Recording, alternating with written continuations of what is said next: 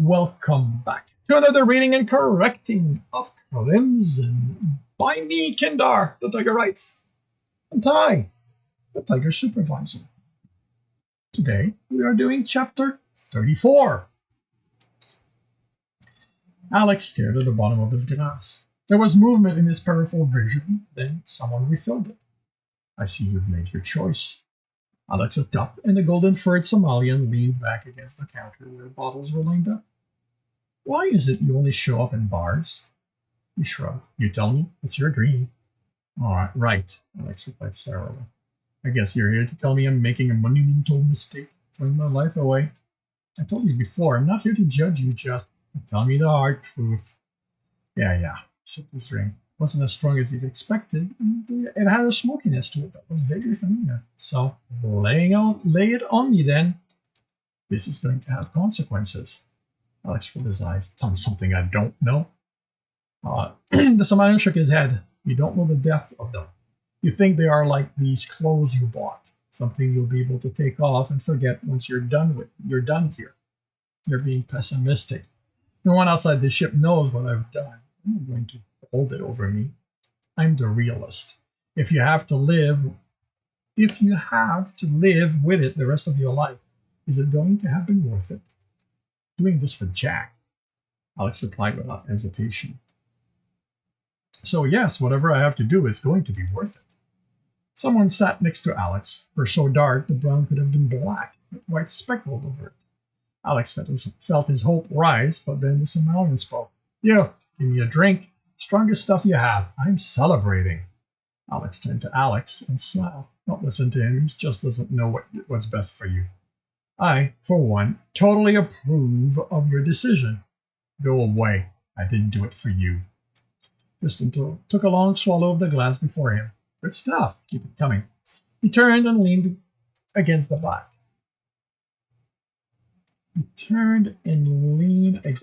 back.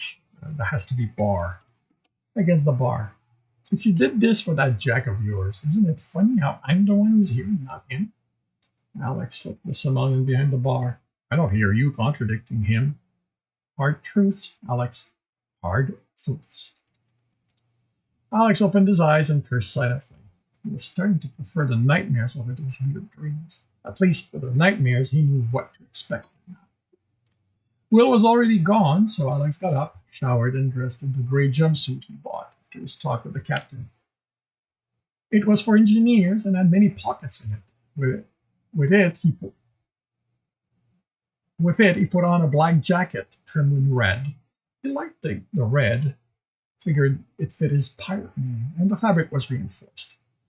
Dressed, he headed for the computer lab to get back to the work he'd been neglecting. He began by going over Asir's fight with the coercionist. He was on the second viewing when she entered, dressed in her red and gold jacket over a pink shirt and black slack. You did really good, he said as she stood there, stunned. He indicated the display. She ignored that and hugged him tightly. I'm so glad you're out of your room.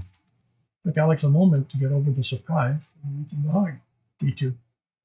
She took a step back, blushing. I mean, Will told me you were out, but he said you'd joined the crew, so I thought he was joking. He wasn't joking. He watched for her reaction, but she only nodded. If this decision affected her, she didn't show it. It's only until we reach Somalia. I'm out after that. Turned to face the display. How about you run me through what you did? Oh, I just did what you told me. I looked for patterns and used that against her. She used a lot of walls and hunting programs. She indicated the code moving toward them and then away. Those are some I reprogrammed to hunt her. She didn't see them coming, so while she was busy with them, I cloaked myself, got around her wall, and blocked the connection point she was using. She chuckled. It was kind of fun. I mean, I didn't do much, but not really. It's nothing compared to what you did. You took on an entire ship. I can't even imagine how you managed that. And then you just blew it up. You're going to have to show me. Asir, please stop. Alex was close. I had to close his eyes and fight, not throwing up. I don't want to hear about that. It was death. He was responsible for them. Why not? The question was so casual that it enraged Alex, and he almost struck her. How could she even ask that? It was obvious. Why? He brought He brought his shaking under control, reminded himself she came from a different world. For her, killing seemed to be normal. Didn't want to kill them. He rested his elbow on the console and looked at the recording. Had looped and showed the start of their fight. Just wanted to keep them from catching us. Their death shouldn't be celebrated.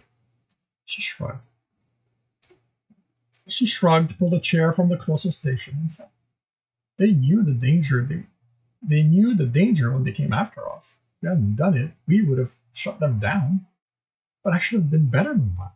I should have found a way to disable the ship, let them float in space while we got away. What I do is supposed to ensure fewer people get hurt, not more. You know this isn't going to. It's going to happen again, right?" Alex looked away. "You're part of the crew now, so you're going to end up in a position where it's going to be them or you. Doesn't mean I have to look forward to it." Forced himself to look at her. I take it you've killed before." She chuckled. "How do you think I ended up here?" Alex raised an eyebrow. "I was a kid, 12, maybe 13. You killed someone at that age? Why?" "They took me from my family. Stole me, really. He was king, so it was his right, but I didn't want to go. Took me to his castle and forced me to have sex with him." Alex gawked. "I fought him, screamed, but he didn't care. I was his property, like everyone else, like everyone on the planet. At first, he kept me locked into a room with nothing but a bed and a hole for me to do my business in. He showed up daily to use me. I stopped fighting him when I realized the only way I'd get out was if he thought I'd grown to enjoy it. After a while, he started bringing me out, dressing me, and showing me to his nobles, his child wife." Esther chuckled and was silent for a time. "One of the meals, I managed to take a knife, and then he took me to his chamber afterward. To do his husbandly duties on me. I got at him. He screamed.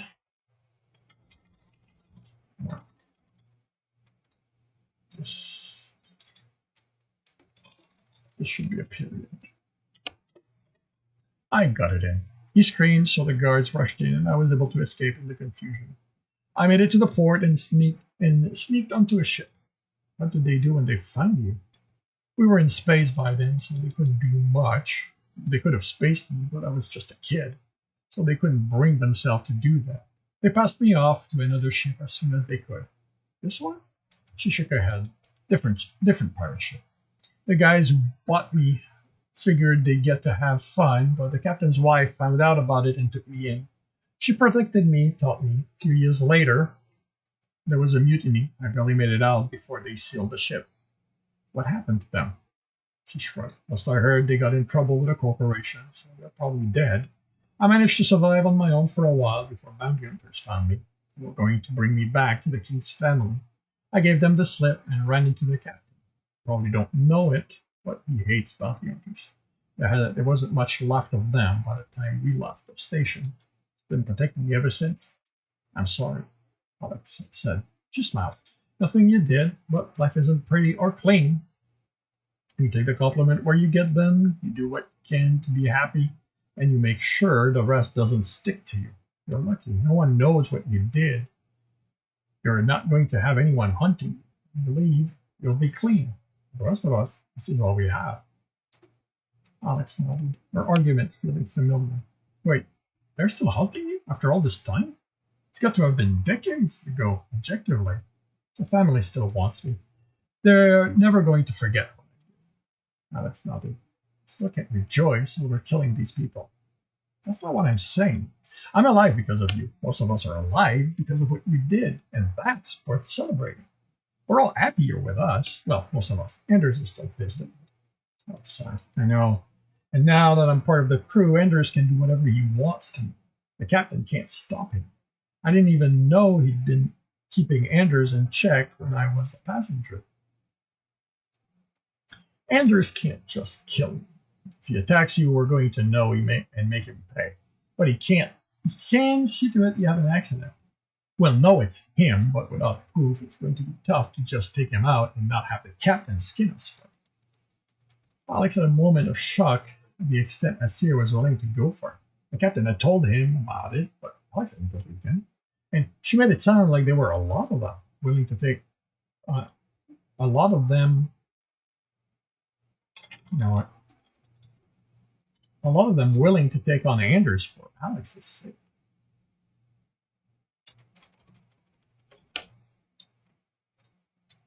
For his sake. She shook his head. He shook his head. He couldn't allow that. He didn't want to be responsible for those deaths because he had no illusion about it. If fighting erupted, people would die on both sides. Resolving this wasn't about saving his life anymore. It was about all their lives. How did he manage to find himself in this situation? All he'd wanted was to reach Somalia. Looked at the display, replaying a Sears fight again. If Anders was a computer, this would be so easy to fix. Go in, change his code, change the parameter, make it so the man would want to look out for him instead of wanting him dead. Frustrated. Why not? That might actually work. And this concludes chapter 34. If you are enjoying this, please leave a like. If you want to know when the next one's going to be, subscribe and hit the bell. If you want to read the story, as well as the other books in the series, they are all available on the major e-retailer. If you want to support me, that's on Patreon, where you can read basically everything I've written. And if you want to watch me do these live, it's every Tuesday morning, 8 a.m. Eastern Time on Twitch, and the rest of the week I write. All the links are in the notes, and with that, I shall wish you a good day.